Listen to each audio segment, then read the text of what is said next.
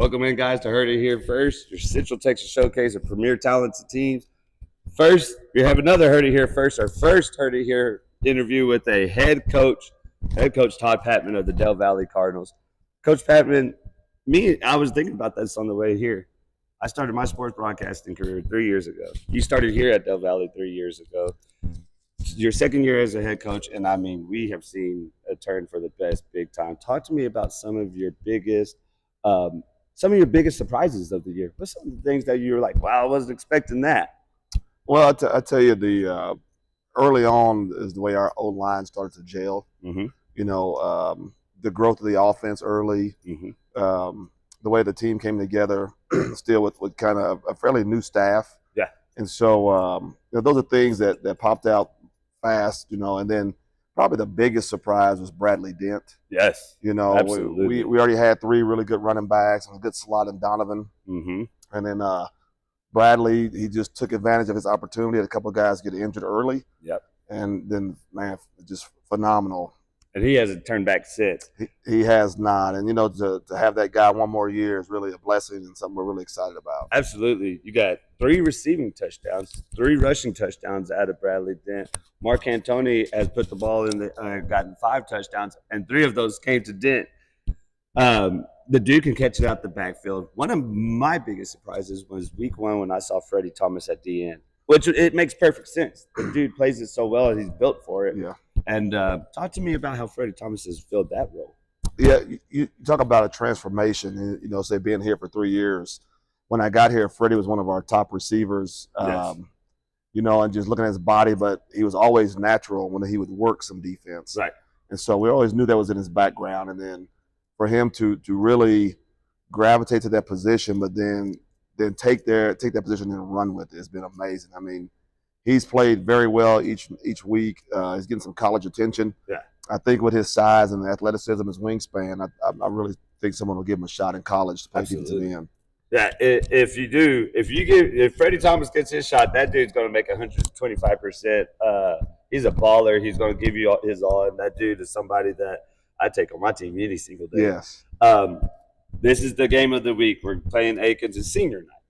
You talked about 3 years, and you're 3 years here. Freddie Thomas being a sophomore at that time, Coleman Patmon. We had the 3 running backs, Donovan, JJ, and Cannell. Kevin Meeks was even on there as a sophomore. Yes. Talk to me about that. Their first year, those guys are sophomores, and now how they molded into seniors and their leadership skills.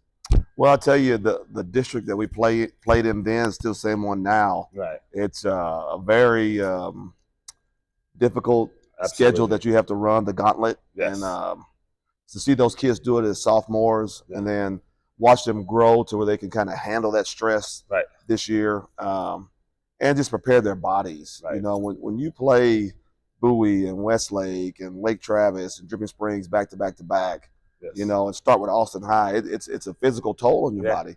And so just their growth physically, and then the mental side of the game. And so just getting them to really lock in or really kind of refocus this week, the last week of their football career, yes, sir, high school career. And so, it'll be some sad moments and some exciting moments, and it's always bittersweet. Right, absolutely. You talk about the gauntlet, and I mean, this has got to be at least the top 3 toughest district in 6A, if not number 1, in my opinion.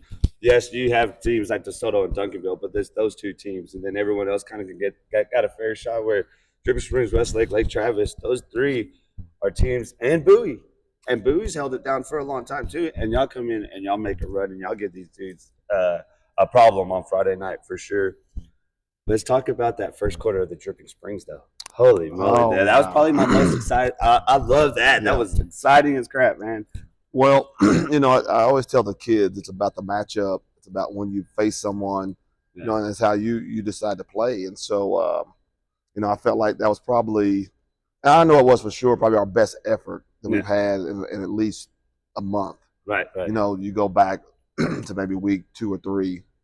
And so to get that type of effort, yes, there's some lack of execution because there's things we could take advantage of. Uh-huh. But anytime you have a chance to have Dripping Springs 14-10, with 3 minutes left in the second quarter, Yeah. You have an opportunity to do something great. And, we just had some things not go our way, and then some things that we could have controlled that we didn't. And so it was heartbreaking for the kids. It was tough because they did give a lot. Yeah. And, that's life. You got to learn to give, Right. your all with everything you do, and not just expect, just because I give myself, it's going to be a win. Right. It's just a step forward. Absolutely. And that was, in my opinion, it wasn't a step. It was a leap.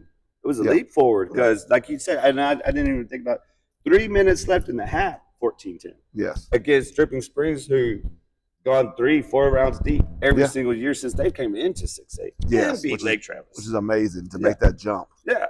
And it just tells you the type of program that they are, they have, and the one they're building. So, like I said, our schedule, it stacks up against just about anybody else's, and I told the kids that, when you go the gauntlet that we went, and there's several schools in our district that do the same. I'm not sure if they follow us, but, anytime you play, Lake Travis, Dripping Springs, and Westlake back to back.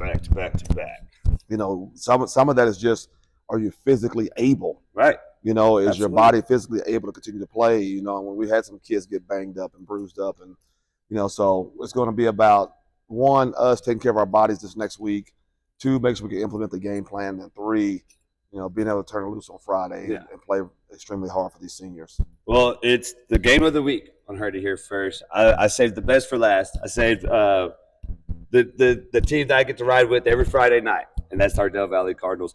What can we expect out of the Cardinals this Friday night, last game of the season, game of the week? Akins and Del Valle have a pretty good history of a great rivalry. What can we expect from y'all? I think it'll be a very tight game. Yes, sir. It was last year, and so I think both teams come in with the same goal. Everyone wants to win that last game. Yes, sir. When it's the last game of your season, someone has the opportunity to win. Right. And so I think it'll be very high spirited, especially senior night, and we have there's 44 seniors on our roster. Yes. And so when you have that many young men that play in their last game, there's going to be a lot of excitement. And so a lot of tears. Yeah. And so I think both sides will play extremely hard to make sure that when they leave the field, 1, they're proud with their effort, and 2, that they have a victory. So as Akins has approached district, they had a good start, and then they got 3 wins. They even pitched a shutout, and then once they hit district, unfortunately, they've only scored 7 points. How do we stay on top of that? Defensively, y'all been rock solid all year long. Offensively, we've been explosive. How do we stay on top of that? Keeping them defensively, their offense is good. Yeah. How do we keep them stalled? Well, I think 1, when you play this type of offense, offensively, we got to score. Yeah. And we got to kind of put them in a deficit, now where they can control the ball game. Right. And that's what their offense does a really good job of, is limiting your snaps, keeping the ball, extending drives. So we really got to win first downs. Yeah. We got to make a 2nd and long, because they thrive in the 2nd and 5 and the 3rd and 3. Right. That's how they extend their drives. And so 1, winning first down, 2, not letting them extend drives, and then 3, we got to completely shut down the pass. Yeah. It sounds funny, but when you play against a slot T, wing T type offense, they don't throw the ball that often. Right. And so when they do, you got to be on top. You got to make sure that they don't complete any. So, and then we got to take care of the ball. Right. We can't give them extra snaps. Yeah.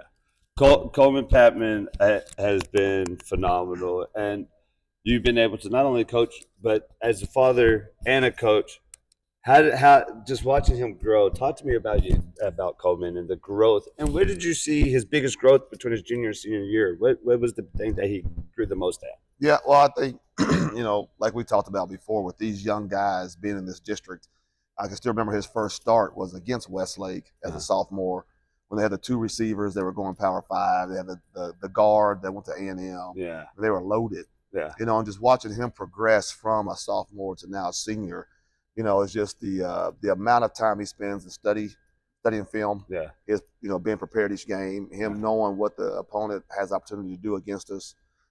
Just him becoming more of a student of the game. Yes. It's been a big growth. He's always been a hard worker. Right. Kind of a gym rat. A kid's going to do all the things, but just his preparation has really increased the way that he gives himself to film study. And that's one thing that I try to get my nephew to understand. I said, man, if you get it right here, you're a half second ahead of the game. Oh, yes. a half second, if not a full second.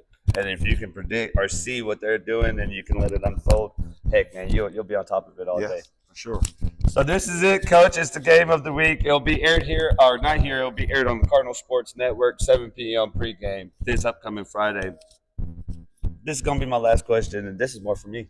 You have Del Valle has its own sports broadcasting team, the Cardinal Sports Network. That's followed y'all around. How has that been?